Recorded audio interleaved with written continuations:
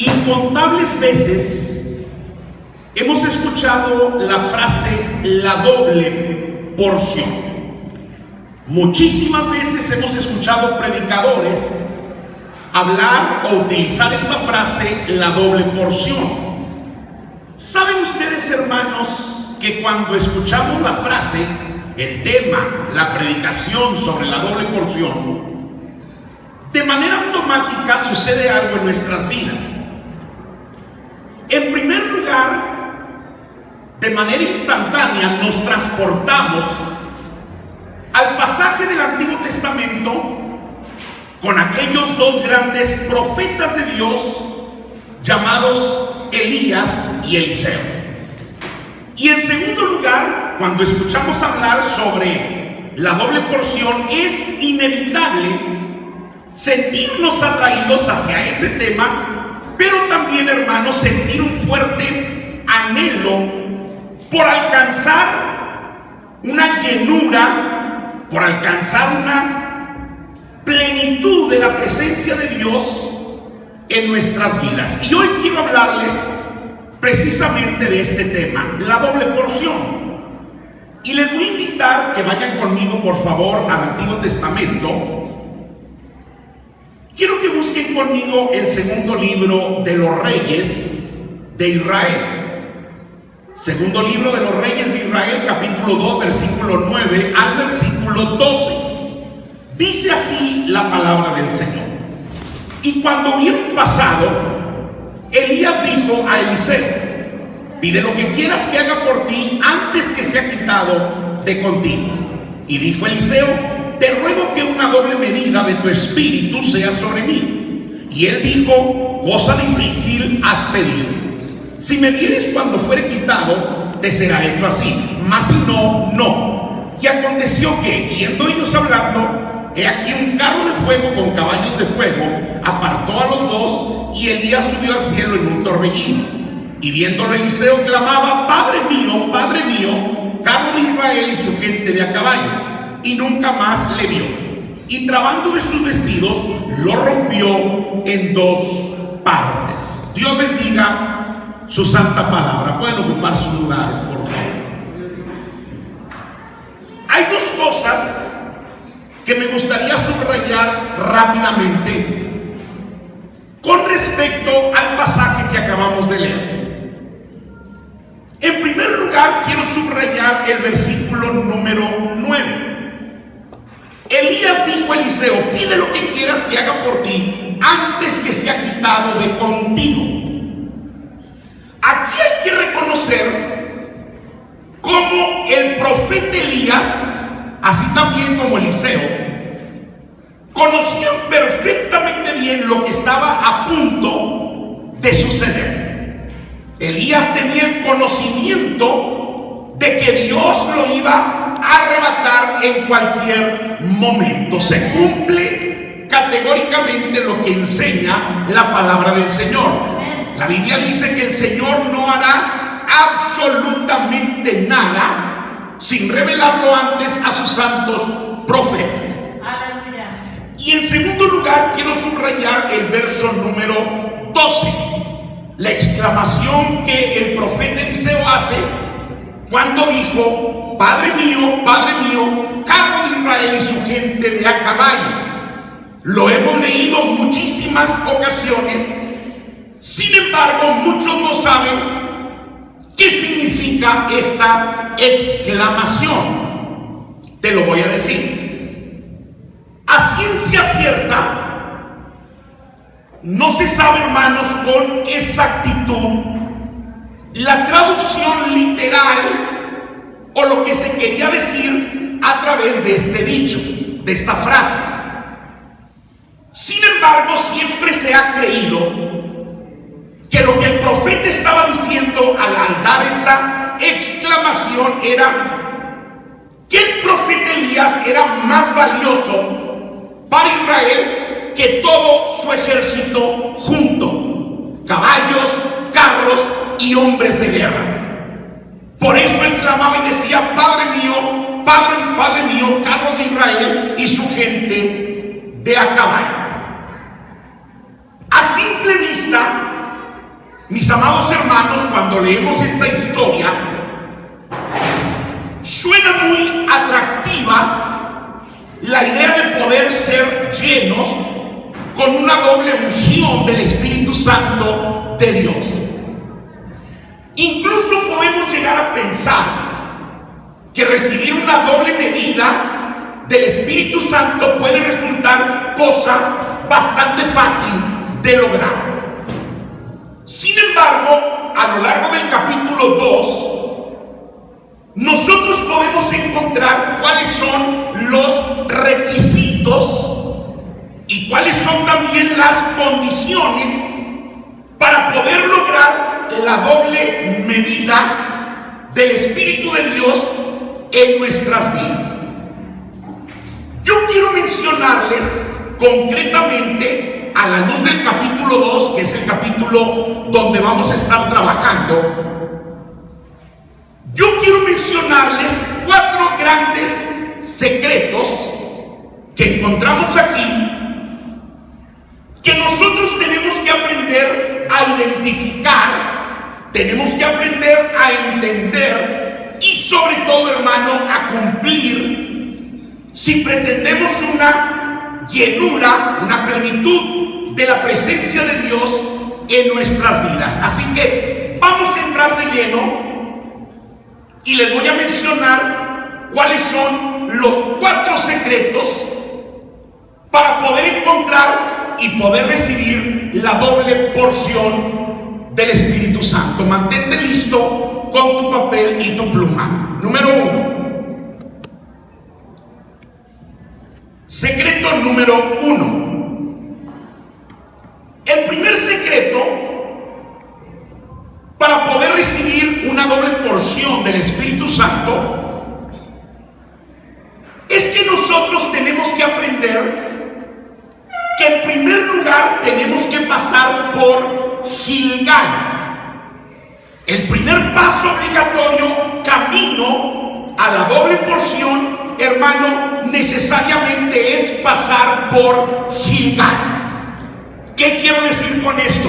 Ojo, ninguna persona puede aspirar a ser lleno con una doble unción del Espíritu Santo si en principio de cuentas no pasa por Gilgal. Versículo número 1.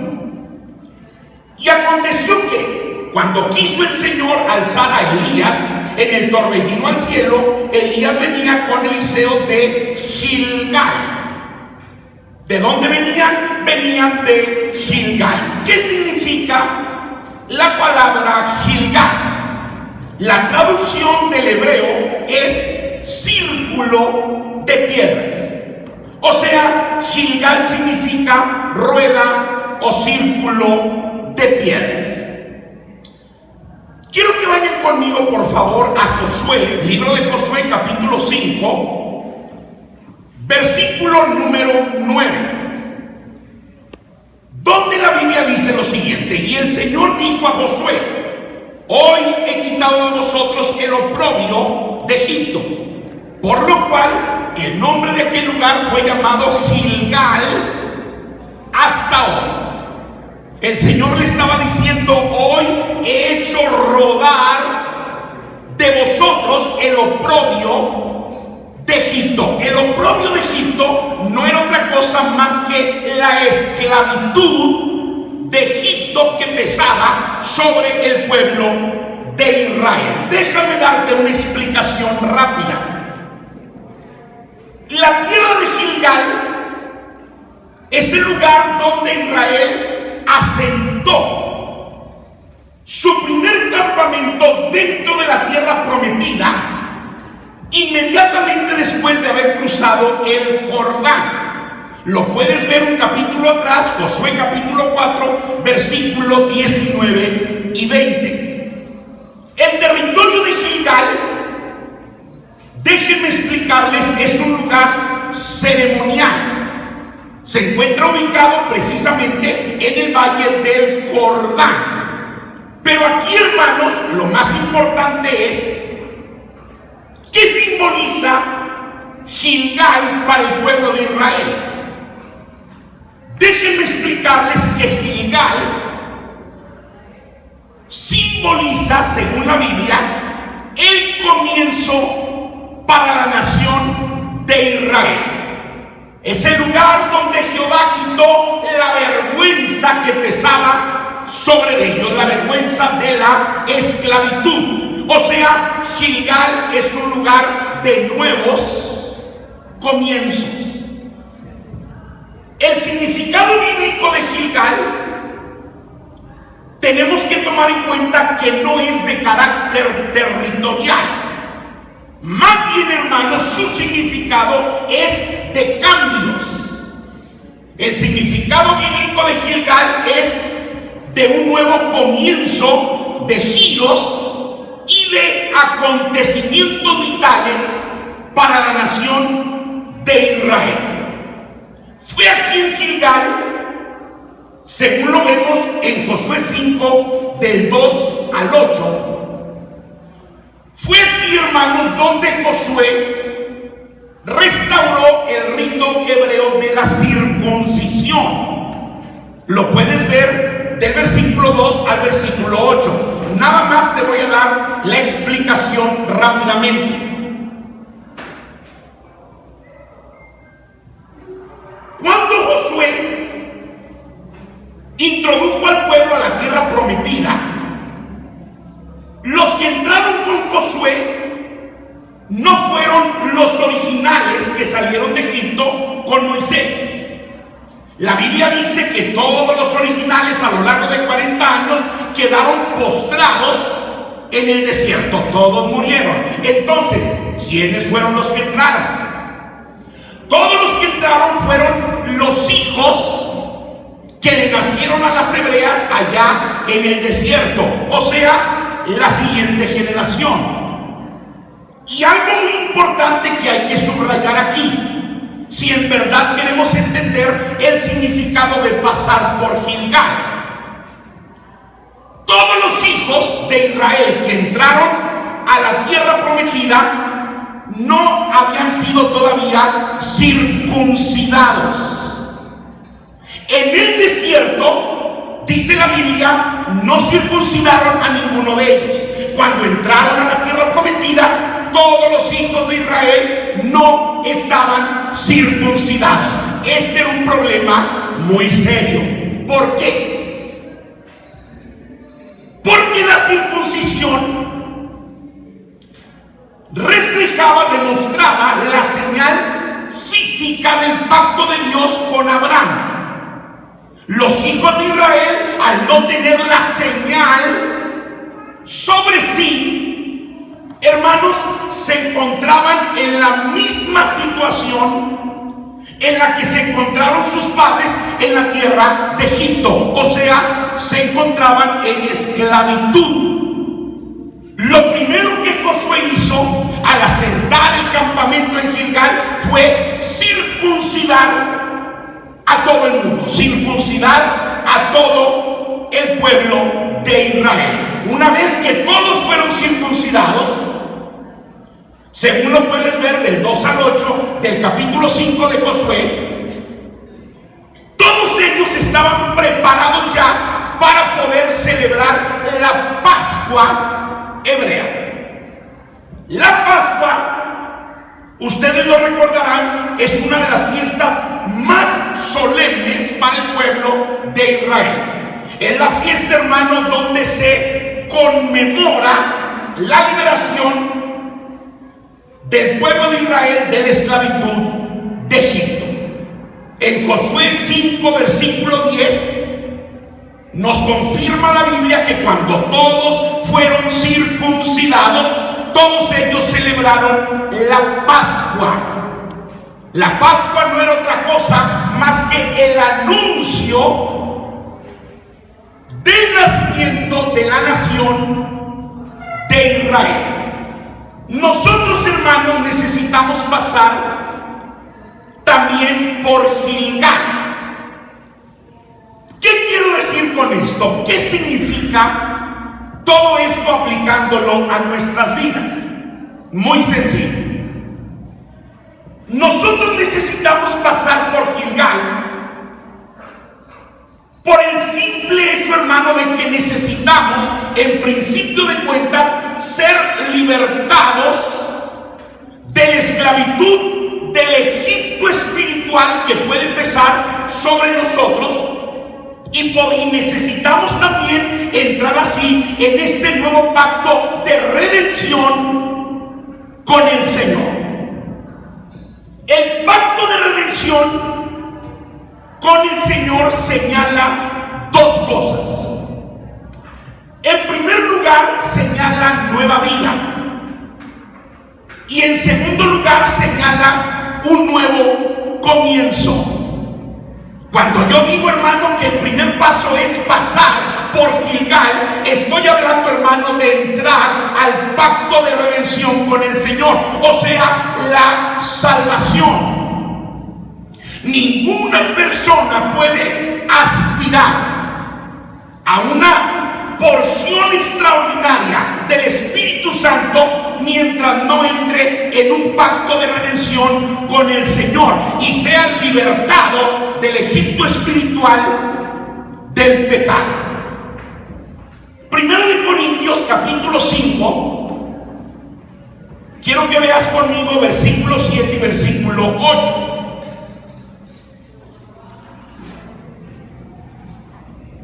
El pacto antiguo que instituía la Pascua para el pueblo de Israel y que puedes encontrar en Éxodo 12 del 1 al 13,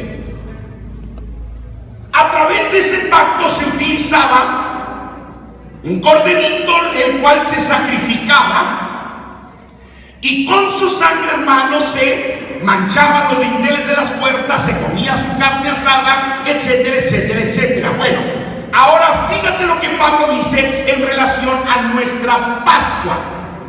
Limpiad pues la vieja levadura para que seáis nueva masa, como sois sin levadura. Porque nuestra Pascua, Cristo, es sacrificada por nosotros. Así que hagamos fiesta no en la vieja levadura ni en levadura de malicia y de maldad, sino en panes sin levadura de sinceridad y de verdad. Este nuevo pacto para nuestras vidas es ahora a través de la sangre preciosa que Jesús derramó en la cruz del Calvario. El apóstol Pablo no es el único que lo menciona. Fíjense lo que dice Pedro en su primer carta, capítulo 1, 18 y 19.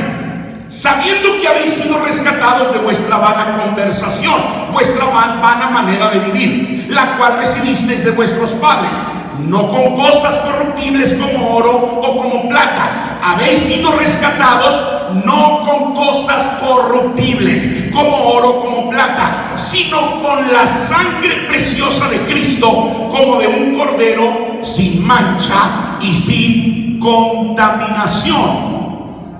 Atravesar por Gilgal, hermano, es pasar, en principio de cuentas, el pacto de redención por medio de la sangre salvadora de Jesucristo, que lo que produce es libertad de nuestra relación con el mundo y nuestra relación con el pecado. Ese es el primer secreto y ese es el primer paso. Tenemos que pasar por Gilgal. Número 2, secreto número 2. Vamos a volver al capítulo 2 del segundo libro de Reyes. Secreto número 2. Gloria a Jesús. Amén. Versículo número 2. Aquí encontramos el segundo secreto. Una vez que atravesemos Gilgal, tenemos ahora que pasar también por Betel. Y dijo Elías a Eliseo: quédate ahora aquí, porque el Señor me ha enviado a Betel. Y Eliseo dijo: vive el Señor y vive tu alma, que no te dejaré. Descendieron pues a Betel. ¿Qué significa Betel? Ustedes lo saben. Significa, la traducción del hebreo es casa de Dios o puertas del cielo. ¿Qué representa entonces al ser Betel casa de Dios, ¿qué representa Betel? Escúchalo porque es muy interesante. Betel representa los sacrificios. Si tú estudias en tu casa Hebreos capítulo 9, versículo 1 al 10, puedes darte cuenta cómo los sacrificios que Israel ofrecía a Dios por sus pecados, los ofrecía precisamente en la casa de Dios.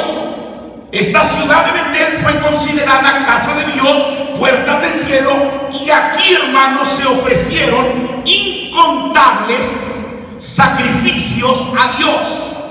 Te voy a mostrar solamente unos ejemplos de manera muy rápida. Génesis capítulo 2, versículo 8, y Génesis capítulo 13, versículo 3 y 4.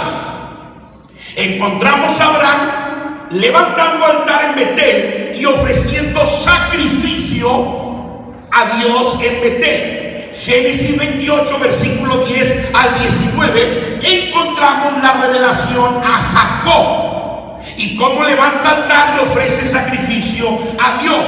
Génesis 35 del 1 al 7 y Génesis 35 del 10 al 15. Jacob regresa a Betel y es aquí, hermano, donde Dios le renueva el pacto a Jacob y donde también le cambia el nombre por Israel. Y aquí, hermano, una vez más, Jacob, Israel, levanta altar y ofrece sacrificio a Dios en Betel.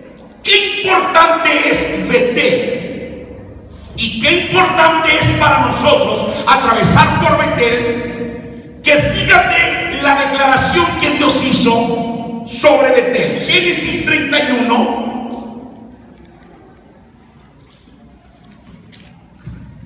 Aleluya. Génesis capítulo 31 y el versículo número 13. El Señor categóricamente dijo aquí: yo soy el Dios de Betel. Yo soy el Dios de los sacrificios.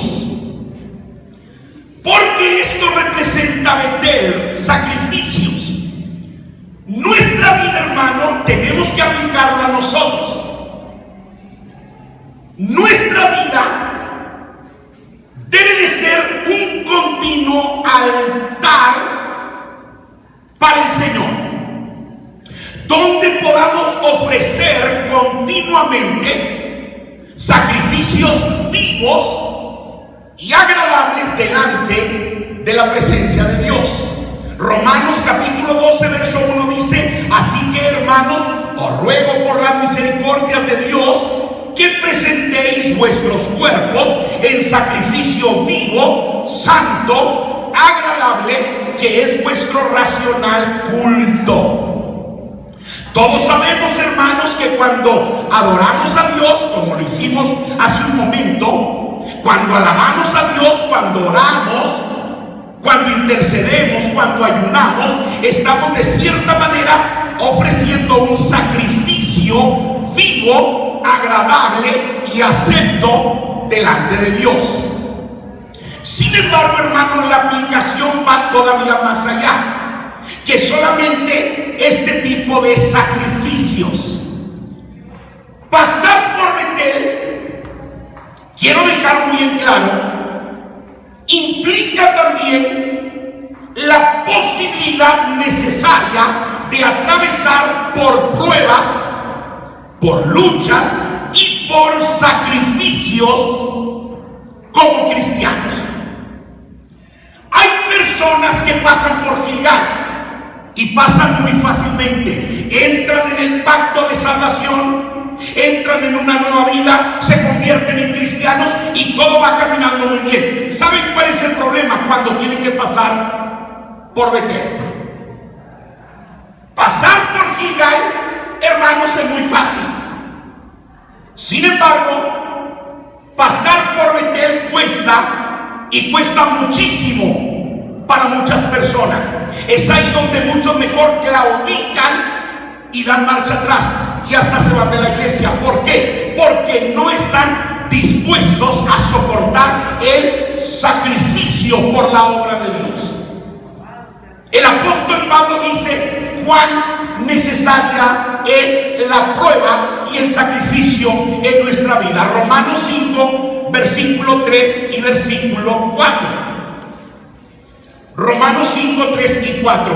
Y no solo esto, más aún nos gloriamos en las tribulaciones, sabiendo que la tribulación produce paciencia, y la paciencia experiencia, y la experiencia esperanza. Y luego mira lo que dice Pedro, primera carta de Pedro 1, 6 y 7.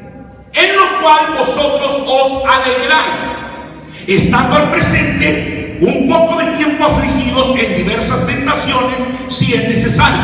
¿Para qué? Para que la prueba de vuestra fe, mucho más preciosa que el oro, el cual perece, mas sin embargo es probado con fuego, sea hallada en alabanza, gloria y honra cuando Jesús el Cristo fuere manifestado. La prueba de vuestra fe, la manera en la cual Dios trabaja para perfeccionar y para pulir nuestra fe, nuestra vida, nuestra mente, nuestro corazón, nuestro carácter, es a través del fuego de la prueba. Sacrificio. Betel. Hebreos capítulo 13, versículo 15. El apóstol Pablo señala y dice: así que ofrezcamos por medio de él a Dios siempre sacrificio de alabanza, es a saber, fruto de labios que confiesen su nombre. Lo que te dije hace un momento, el tipo de sacrificio del cual Dios se agrada también, la alabanza de tus labios, la oración. Amén. Esa declaración de la palabra de Dios. Por lo tanto, hermano, y en tal sentido, tenemos que pasar por Betel, atravesar el sacrificio como cristianos por la obra del Señor. Romanos capítulo 8, verso 18. Si te ha parecido pesada la prueba, si te ha parecido grande el sacrificio por ser cristiano, fíjate lo que Pablo está diciendo aquí, Romanos 8, 18. Porque tengo por cierto que lo que en este tiempo se padece no es de comparar con la gloria venidera que en nosotros ha de ser manifestada. ¿Qué quiere decir Pablo aquí? No importa lo grande de tu sacrificio, de la lucha, de la prueba que tú puedas estar atravesando en el día de hoy, hermano, nada es comparable con la gloria venidera que sobre nosotros se va a manifestar dentro de muy poco tiempo ya, en el nombre del Señor. Número 3, secreto número 3. Secreto número 3. Volvamos al capítulo 2 de Reyes. Tenemos que pasar también por Jericó. Una vez pasado Gilgal y una vez atravesado Betel, ahora tenemos que pasar por Jericó. Versículo 4. Y Elías le volvió a decir: Eliseo, quédate aquí ahora, porque el Señor me ha enviado a Jericó. Y él dijo: vive el Señor y vive tu alma, que no te dejaré. Vinieron pues a Jericó. La traducción literal o el significado literal de Jericó es algo que hasta el día de hoy no se conoce. Sin embargo, mis amados, siempre se ha creído que una posible traducción de Jericó sea ciudad de la luna. Sin embargo, lo que más nos interesa es entender qué representa Jericó, porque lo tenemos que aplicar a nuestra vida. ¿Qué representa Jericó? Muy sencillo, muy difícil, pero muy sencillo. Jericó representa destrucción. Jericó representa destrucción. Cabe mencionar que la historia muestra que esta ciudad de Jericó fue destruida y fue reconstruida por lo menos en 4 ocasiones antes que Josué la destruyera. La ciudad de Jericó ya había sido destruida y reedificada en 4 ocasiones cuando Josué llegó.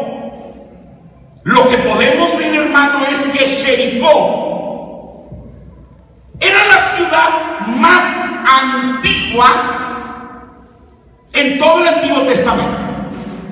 La ciudad más antigua era la ciudad de Jericó. Cuando sucedió la 4ª destrucción, allá por el año 1550 a.C., a manos de un poderoso faraón de Egipto, 40 años después se inició su reconstrucción, y se cree que al poco tiempo de haber sido fortalecida, reconstruida, recordemos que la Biblia dice que ahora Jericó estaba cerrada, bien cerrada, estaba súper amurallada.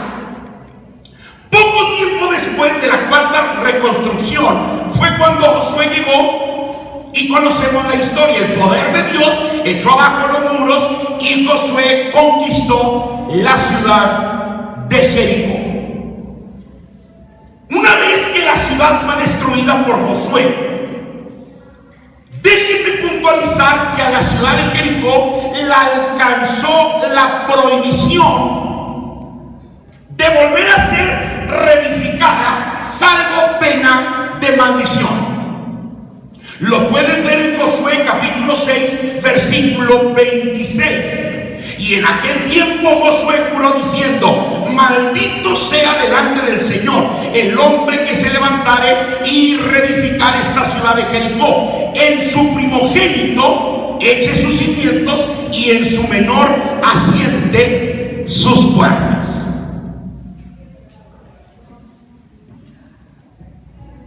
Una prohibición que incluía una maldición.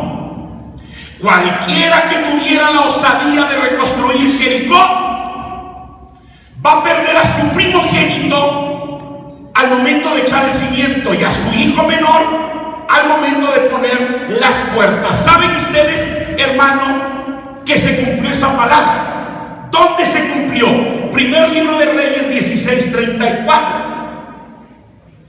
Durante el reinado del rey Acab, hubo un hombre llamado Hiel de Betel. Este hombre tuvo la osadía, pese a la prohibición y a la maldición dada por Josué, de levantarse y reedificar de nueva cuenta la ciudad de Jericó. Y sucedió tal cual Josué lo había predicho. Al echar los cimientos, su primogénito murió. Al poner las puertas de la ciudad, su hijo menor perdió la vida.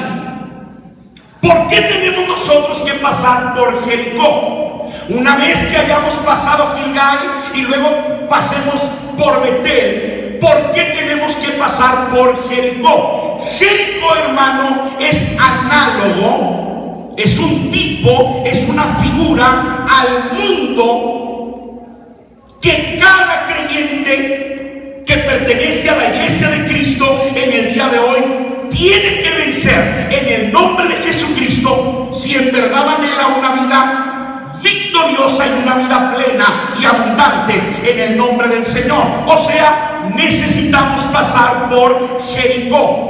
Necesitamos comenzar a destruir nuestra afinidad con el mundo en el día de hoy. Necesitamos comenzar a destruir nuestro gusto, nuestro amor, nuestra relación por el mundo y por todo lo que hay en el mundo. Y que nos aparte, hermano, cada vez más y más y más de la obra y del accionar de Dios en nuestras vidas. Qué increíble es, hermano, y en verdad que cuando uno tiene el celo de Dios en su corazón, le duele. Qué increíble es ver en el día de hoy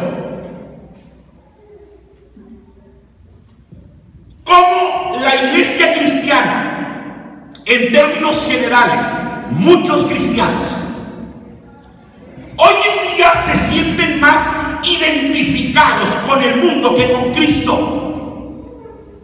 La iglesia de hace 40 o 50 años atrás tenía más afinidad con Cristo que con el mundo.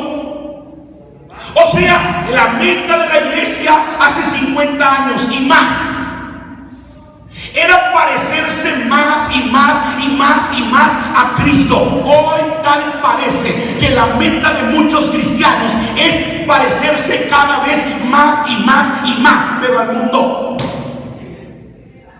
¡Qué gran tragedia de la vida cristiana moderna! Y luego tú ves, hermano, a este tipo de cristianos que viven como el mundo, piensan como el mundo, actúan como el mundo, cantan como el mundo, se visten como el mundo, tomando cantidad de pasajes de la Biblia, nada más para retorcer la palabra de Dios y justificar lo que ellos hacen, lo que ellos piensan o como ellos viven. Nosotros tenemos que destruir nuestra relación con el mundo. La palabra de Dios, hermano, es clara. Digamos lo que digamos.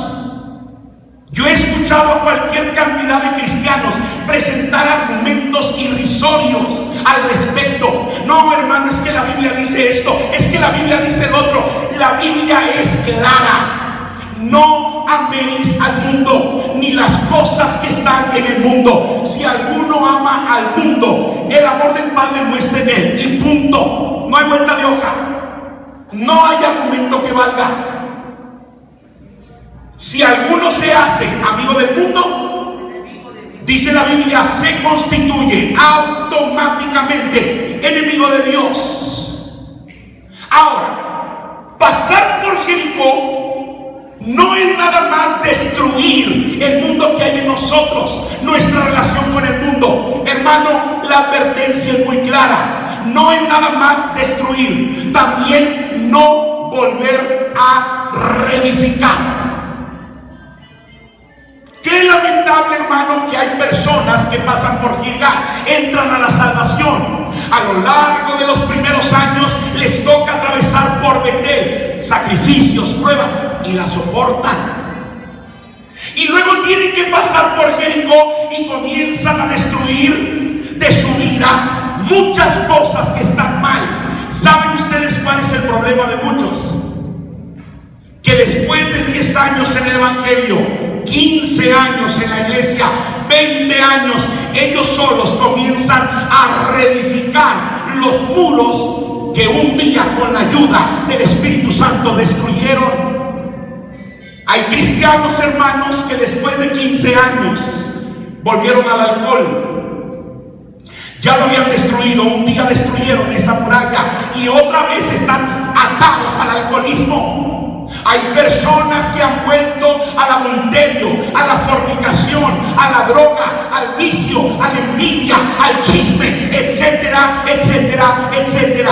La palabra de Dios es clara. Hay que destruir, pero ojo, no volver a reconstruir. Hay que destruir, hermano, entre otras cosas, nuestro carácter. Hay personas que tienen muy mal carácter. Estoy hablando de cristianos. Y tal parece, hermano, que se jactan de su mal carácter. Hay personas que te dicen, hermano, no me busques, porque tengo un carácter de los 1000 demonios. Ay, hermanito, te hace falta pasar por Gilgal. Y te hace falta pasar por Jericó. Destruir tu mal carácter. Tenemos que destruir, hermano, nuestro egocentrismo, el yo. Uno de los males modernos que aqueja a la sociedad y a la iglesia actual, hermano, es el espíritu de protagonismo. Todo mundo quiere ser visto, todo mundo quiere ser reconocido, todo mundo está buscando hoy en día los aplausos, la fama, los likes. Y la Biblia nos enseña, hermano, que eso también tiene que ser destruido en el nombre del Señor. El orgullo, la envidia, la vanidad, el egoísmo, la avaricia, etcétera, etcétera, etcétera. ¿Qué decía Pablo en Gálatas 2:20? Con Cristo estoy juntamente crucificado, permanentemente clavado en la cruz. Y vivo no ya yo, ahora Cristo vive en mí. No es mi vida, es la vida de Él. Y lo que ahora vivo en la carne, en verdad, dice Pablo, lo estoy viviendo en la fe del Hijo de Dios, el cual me amó y se entregó a sí mismo por mí. Secreto número 4, perdón. Volvamos al capítulo 2 de Reyes. Aleluya. Secreto número 4.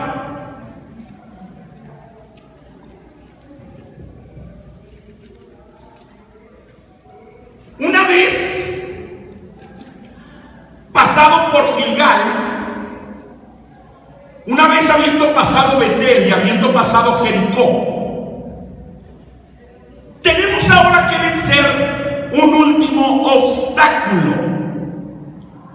¿A qué me refiero? Tenemos que pasar el Jordán.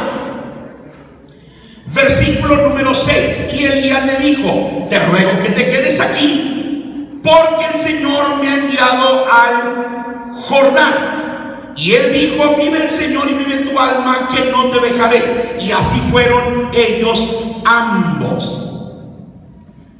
La traducción del Jordán significa descender, o el río que desciende velozmente. ¿Qué representa el Jordán? El Jordán representa muerte. El Jordán representa muerte. Literalmente es río de muerte. Las aguas que descendían desde el monte Hermón eran aguas violentas, y el Jordán, por lo tanto, representa muerte. Quiero que sepan que el Jordán, a diferencia de otros ríos que servían como vías de comunicación entre los pueblos, el Jordán, a diferencia de eso, el Jordán siempre fue considerado como una barrera geográfica y una barrera cultural entre las naciones. Podemos ver que durante los 40 años del peregrinar de Israel por el desierto, Moisés, el siervo de Dios, solamente estaba esperando el momento en el cual Dios les permitiera cruzar el Jordán para poseer la tierra prometida. El Jordán representaba el último de los obstáculos para el pueblo de Israel que peregrinaba en el desierto. En Josué capítulo 3 verso 16 podemos ver cómo, mediante la intervención de Dios, el pueblo de Israel, en este caso los hijos de Israel, vencieron ese obstáculo y pudieron cruzar el río Jordán mientras las aguas se detenían en las partes altas. En torno al Jordán podemos encontrar algunas épocas importantísimas para el pueblo de Israel. Por ejemplo, Josué capítulo 3 versículo 16. Lo mencionamos al principio. El pueblo de Israel inició su vida como pueblo sedentario y comenzó a gozar de la tierra que fluía leche y miel una vez que cruzaron el Jordán. En el segundo libro de Reyes, capítulo 2, versículo 7 y versículo 13, podemos ver cómo en el siglo 9 antes de Cristo, el profeta Elías, después de haber cruzado el Jordán, fue arrebatado al cielo en un torbellino. Y ahí mismo podemos ver cómo Eliseo tomó su lugar como profeta de Dios para Israel. Lucas capítulo 3 verso 3. En encontramos otro momento histórico junto al Jordán. Juan el Bautista proclamó su mensaje de arrepentimiento junto al río Jordán, y de esta manera preparó el camino para el Mesías prometido. Y luego en Mateo capítulo 3 del 13 al 17 vemos que fue justo ahí, hermano, en el Jordán, donde Jesús dio inicio a su ministerio público en esta tierra, inmediatamente después de haber sido bautizado por Juan el Bautista. Nosotros, hermanos, como cristianos, y esto es fundamental, tenemos que aprender a cruzar el Jordán. Tenemos que aprender a morir. Tenemos que aprender a morir al pecado. Tenemos que aprender a morir al yo, a morir a todo lo que el mundo banal nos pueda ofrecer en el día de hoy. Hay que morir. Juan capítulo 12 versículo 24, la palabra que Jesús dio fue esta: de cierto os digo, que si el grano de trigo no cae en la tierra y muere, él solo queda, mas si muriere, mucho fruto lleva. El que ama su vida, la perderá, y el que aborrece su vida en este mundo, para vida eterna, la guardará. Son 4 secretos que la Biblia nos presenta, y que si en verdad queremos, hermanos, una visitación extraordinaria del poder de la presencia de Dios a través de su Espíritu Santo sobre nuestras vidas, tenemos que hacer. En primer lugar, tenemos que pasar por Gilgal, entrar a la salvación a través del pacto de redención por la sangre de Cristo. En segundo lugar, tenemos que pasar por Betel y hacer de nuestra vida un altar de sacrificios vivos para el Señor. En tercer lugar, tenemos que pasar por Jericó, destrucción, destruir de nuestras vidas las grandes murallas que nos rodean y que impiden una completa y total manifestación de la gloria y del poder de Dios en nosotros. Y por último, tenemos que vencer el último de los obstáculos. Tenemos que aprender a cruzar el Jordán, morir al yo, morir definitivamente al pecado. Decirle al pecado: hasta aquí, no más. Decirle al mundo: basta. En ese sentido, tenemos que cruzar el Jordán. Y haciendo estas 4 cosas, amados hermanos, calificamos para poder buscar y recibir la doble porción del Espíritu Santo de Dios. Déjame concluir diciendo una cosa más.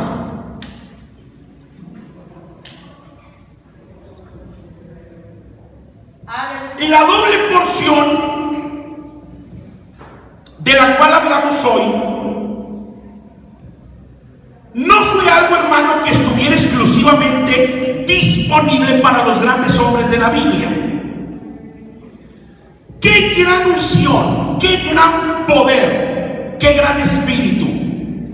En aquellos grandes hombres, siervos de Dios.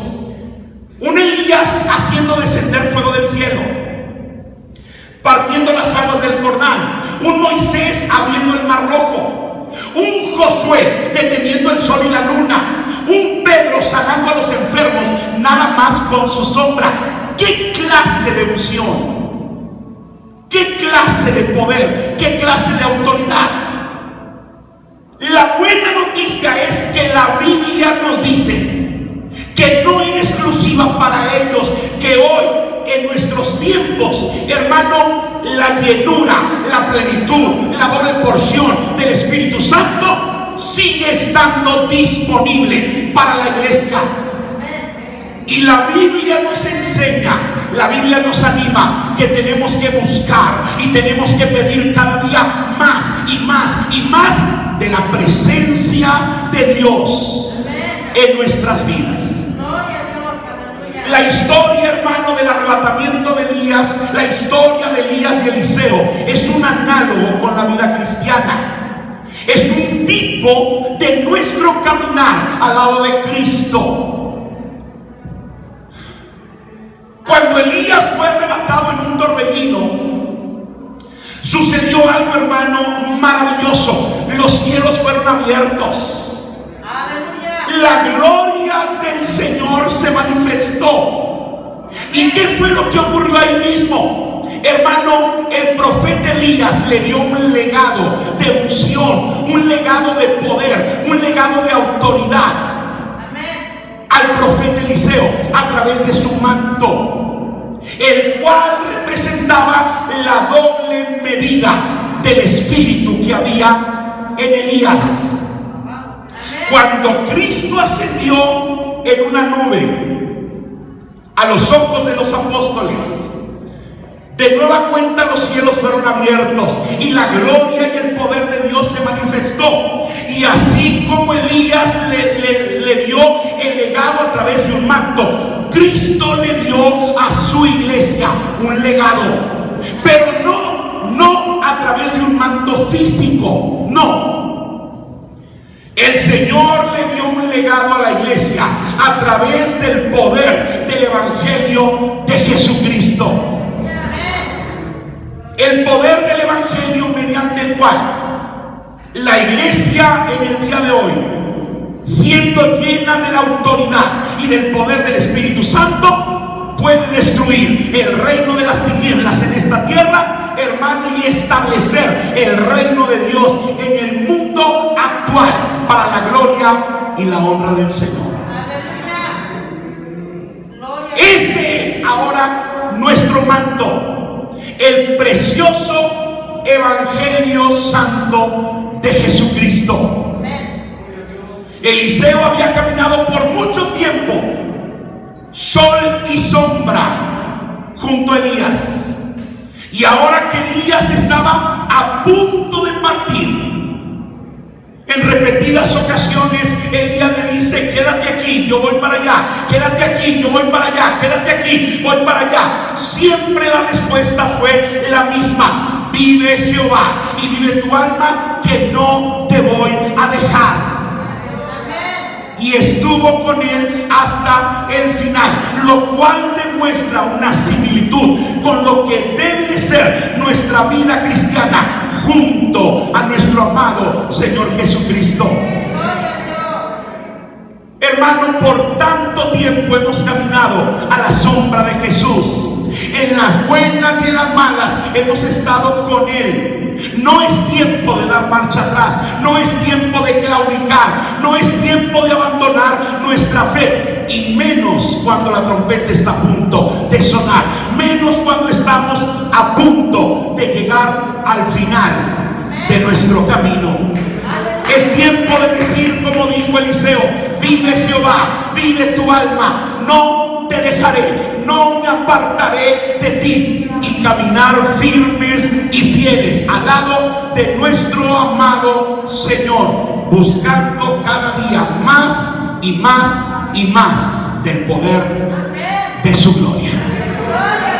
Dios bendiga su santa palabra. No vamos a hablar más. Dios bendiga el corazón de su iglesia. Pónganse de pie, por favor.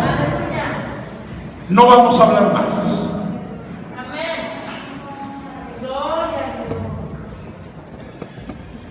Gloria a Jesús. Ponte de pie.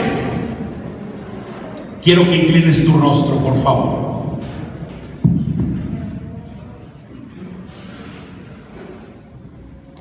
Inclina tu rostro, abre tu corazón, levanta tus manos al cielo.